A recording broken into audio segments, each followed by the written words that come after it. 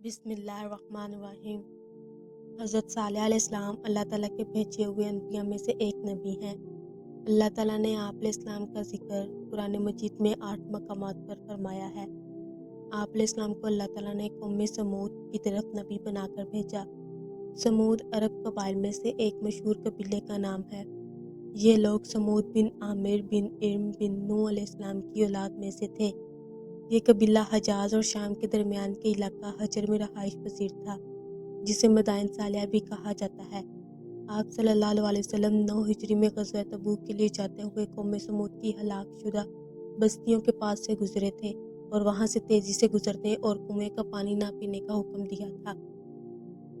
कौम आद की हलाकत के बाद कौम समूद को अल्लाह ताला ने ज़मीन में इनका जानशीन बनाया। अल्लाह ताला ने इन लोगों को इतनी ताकत दी थी कि वह पहाड़ों को तराश तराश कर अपने घर बनाया करते थे। ये लोग भी कौम आद की तरह बुत परस्ती में मुब्तला थे। उन्होंने कौम आद के वाक़यात जानने के बावजूद इनसे इबरत हासिल ना की। हज़रत सालेह अलैहिस्सलाम इसी कौम के एक शरीफ ख़ानदान से थे, जिन्हें अल्लाह ताला ने कौम की हदायत के लिए नबी बनाकर भेजा। हज़रत सालेह अलैहिस्सलाम अपनी कौम को पहले अनबिया अलैहिस्सलाम की तरह बुतों की पूजा छोड़कर सिर्फ एक अल्लाह की इबादत करने की तलकीन की और नाफरमानी की सूरत में अल्लाह ताला के अज़ाब से डराया। कुछ लोग तो ईमान ले आए, लेकिन अक्सर ने हज़रत सालेह अलैहिस्सलाम की बात मानने से इनकार कर दिया। हज़रत सालेह अलैहिस्सलाम ने अपनी कौम को बड़े अच्छे अंदाज में ये समझाने की कोशिश की कि जिन बुतों की तुम इबादत कर रहे हो वो तुम्हारे किसी काम भी नहीं आ सकते, लिहाजा इन्हें छोड़कर तुम सब एक अल्लाह की इबादत करो जो तुम्हारा हकीकी माबूद है। हज़रत सालेह अलैहिस्सलाम की इस नसीहत को कबूल करने के बजाय कौम ने हज़रत सालेह अलैहिस्सलाम पर मुख्तलिफ इल्ज़ामात आयद करते हुए आप अलैहिस्सलाम को झुठला दिया और कहने लगे, ऐ सालेह, तुम पर तो जादू कर दिया गया है, जिसकी वजह से तुम्हारी अकल काम नहीं कर रही, इसलिए तुम बहकी बहकी बातें कर रहे हो। तुम भी हमारे ही जैसे इंसान हो और दावा ये कर रहे हो कि अल्लाह ने तुम्हें हमारे लिए रसूल बनाकर भेजा है। हज़रत सालेह अलैहिस्सलाम ने अपनी कौम को बुतों की पूजा से रोका और इन्हें दीगर गुनाहों से भी तौबा करने की तलकीन की, लेकिन नाफरमान कौम ने पहले से भी ज़्यादा सरकशी का मुजाहरा किया। हज़रत सालेह अलैहिस्सलाम की कौम ने इनकी नसीहत को कबूल करने के बजाय आप अलैहिस्सलाम और मोमिनों को मनहूस समझना शुरू कर दिया और कहने लगे, जब से आपने हमें दावत तौहीद पेश करना शुरू की है, तब से हम मसाइब का शिकार हो गए हैं। फरमाने इलाही है, उन्होंने कहा, ऐ सालेह अलैहिस्सलाम, हम तुम्हें और तुम्हारे साथियों को मनहूस समझते हैं। सालेह अलैहिस्सलाम ने कहा, तुम्हारी नहूसत तो तुम पर अज़ाब की सूरत में अल्लाह की तरफ से है, इसका सबब तुम्हारा कुफ्र है, तुम लोग तो आजमाए जा रहे हो। हज़रत सालेह अलैहिस्सलाम ने जब कौम को दावत तौहीद पेश की तो कौम ने इसे मानने से इनकार कर दिया और कहने लगे कि अगर तुम वाकई अल्लाह के नबी हो तो अल्लाह ताला से कहो कि बतौर निशानी कातबा नामी बस्ती की चट्टान में से 10 माह की हामला ऊँटनी निकाले और वो बाहर निकलते ही बच्चा जने। आप अलैहिस्सलाम ने कौम से पुख्ता ईमान लाने का अहद व पैमान लेने के बाद खड़े होकर नमाज पढ़कर अल्लाह ताला से दुआ मांगी कि वो इन लोगों के मुतालबा को पूरा फरमाते हुए पहाड़ से ऊँटनी निकाल दें। चनाचा अल्लाह ताला ने हज़रत सालेह अलैहिस्सलाम की दुआ कबूल फरमा ली। पहाड़ की एक चट्टान फटी और इसमें से एक बहुत बड़ी हामला ऊँटनी निकल आई, जिसने बाहर निकलकर कौम के सामने बच्चे को जन्म दिया। जब कौम समूद ने अपनी आंखों से मौजज़ा ज़ाहिर होते देख लिया तो उन्हें आप अलैहिस्सलाम की अज़मत का एहसास हुआ और वो मरऊब हो गए, क्योंकि ऊँटनी का पहाड़ से निकलना अल्लाह ताला की कुदरत की एक वाज़ेह निशानी और आप अलैहिस्सलाम की नबूवत का एक नाकाबिल तरदीद सबूत था। इस मौजज़ा को देखकर आप अलैहिस्सलाम की कौम में से कुछ लोग ईमान ले आए, लेकिन अक्सर कुफ्र, शिर्क और हठ धर्मी पर अड़े रहे। हज़रत सालेह अलैहिस्सलाम ने अपनी कौम से फरमाया कि अल्लाह ताला ने तुम्हारे मुतालबा पर बतौर मौजज़ा ऊँटनी भेज दी है, लिहाजा तुम इसे मत छेड़ना। ये अल्लाह की ज़मीन में से जहाँ से चाहे खाए और पिएगी, कोई भी आदमी इसे तकलीफ न पहुँचाए, वरना तुम पर बहुत जल्द अल्लाह ताला का अज़ाब आ जाएगा। वो ऊँटनी इनमें मौजूद रही, वो जहाँ चाहती चढ़ती, जब कुएं पर पानी पीने के लिए आती तो सारा पानी पी लेती, जिस पर लोगों का एतराज़ हुआ। आप इस्लाम ने फरमाया, एक दिन पानी पीने की बारी तुम अपने लिए मुकर्रर कर लो और एक दिन इस ऊँटनी के लिए। कुछ अर्सा तक यूं ही मामला चलता रहा। हज़रत सालेह अलैहिस्सलाम को बतौर मौजज़ा मिलने वाली ऊँटनी की खासियत ये थी کہ جیسے ہی وہ پانی پیتی فوراً اس کے تھن دودھ سے بھر جاتے اور اتنا زیادہ دودھ ہوتا کہ اس کا دودھ نکالنے سے لوگوں کے برتن دودھ سے بھر جاتے۔ قوم کے جانور اس اونٹنی سے ڈرتے تھے، اس لیے اونٹنی قوم کے جانوروں سے الگ رہتی تھی۔ حضرت صالح علیہ السلام نے اونٹنی کے بارے میں اپنی قوم کو سمجھا دیا تھا کہ اسے کوئی بھی تکلیف نہ پہنچائے، ورنہ اللہ تعالیٰ کی طرف سے تمہیں عذاب گھیر لے گا۔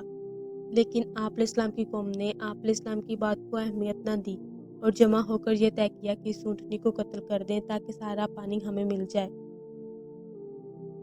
امام ابن جریر رحمۃ اللہ علیہ اور دیگر مفسرین نے ذکر کیا ہے کہ قوم سمود میں 2 عورتیں ایسی تھیں جنہیں حضرت صالح علیہ السلام سے سخت نفرت تھی۔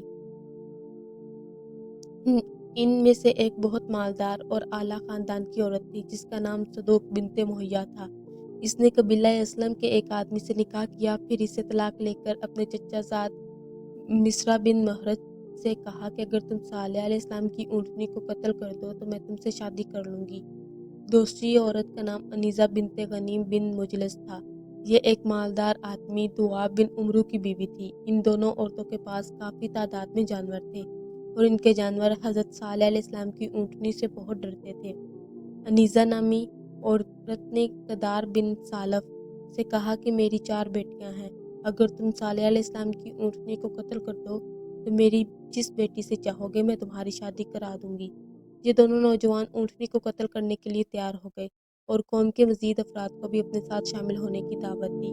اس طرح قوم کے 7 مزید بدماش ان کے ساتھ مل گئے۔ ان 9 افراد نے مل کر قبیلہ کے باقی افراد کی بھی حمایت حاصل کر لی اور اونٹنی کو قتل کرنے کے لیے گھات لگا کر بیٹھ گئے۔ جب اونٹنی کنویں سے پانی پی کر واپس آئی تو مسئلہ نے اس پر تیر چلا دیا جو اونٹنی کی پنڈلی کی ہڈی میں پیوست ہو گیا۔ انیزہ اور اس کی بیٹیاں قدار کی حوصلہ افزائی کے لیے آگے بڑھیں اور اسے خوب جوش دلایا۔ قدار نے اونٹنی پر تلوار کیا اور اس کی کونچیں کاٹ دیں جس سے وہ زمین پر گر پڑی اور زور سے آواز نکالی۔ اونٹنی کا بچہ دوڑ کر قریبی پہاڑ پر چڑھ گیا، 3 مرتبہ بلبلایا۔ آخرکار قدار نے اونٹنی کے گلے میں نیزہ مار کر اسے قتل کر دیا۔ پھر وہ اونٹنی کے بچے کے پیچھے بھاگے لیکن پہاڑ شک ہوا اور بچہ پہاڑ کے اندر چلا گیا۔ حضرت صالح علیہ السلام کو جب اونٹنی کے مرنے کی اطلاع ملی تو آپ علیہ السلام فوراً تشریف لائے اور اونٹنی کو مردہ حالت میں دیکھ کر رو دیے۔ حضرت صالح علیہ السلام نے اونٹنی کو مردہ حالت میں دیکھ کر اپنی قوم سے مخاطب ہو کر کہا کہ اب تمہیں 3 دن کی مہلت ہے، تم اپنے انجام کا انتظار کرو۔ کل تمہارے چہرے زرد، پرسوں سرخ اور تیسرے دن کالے ہو جائیں گے، اس کے بعد چوتھے دن عذاب الہی آ جائے گا۔ حضرت صالح علیہ السلام کی پیشن گوئی کے مطابق دوسرے دن ہی عذاب الہی کی علامات ظاہر ہونے لگی اور لوگوں کو اپنے بارے میں فکر ہونے لگی۔ انہوں نے حضرت صالح علیہ السلام سے عذاب کو ٹالنے کی صورت دریافت کی اور اونٹنی کے بچہ کو بھی تلاش کیا مگر وہ نہ ملا۔ آخرکار انہوں نے حضرت صالح علیہ السلام کو شہید کرنے کا منصوبہ بنایا، لیکن حضرت صالح علیہ السلام کو اللہ تعالیٰ نے ان کی قوم کے برے ارادے سے آگاہ کر دیا اور آپ علیہ السلام رات ہی رات میں وہاں سے نکل گئے۔ جب قوم سمود نے حضرت صالح علیہ السلام کو ملنے والے معجزہ کی ناقدری کی اور اونٹنی کو ہلاک کر دیا تو اللہ تعالیٰ نے حضرت صالح علیہ السلام کی پیشن گوئی کے مطابق قوم سمود پر اپنا عذاب نازل فرمایا۔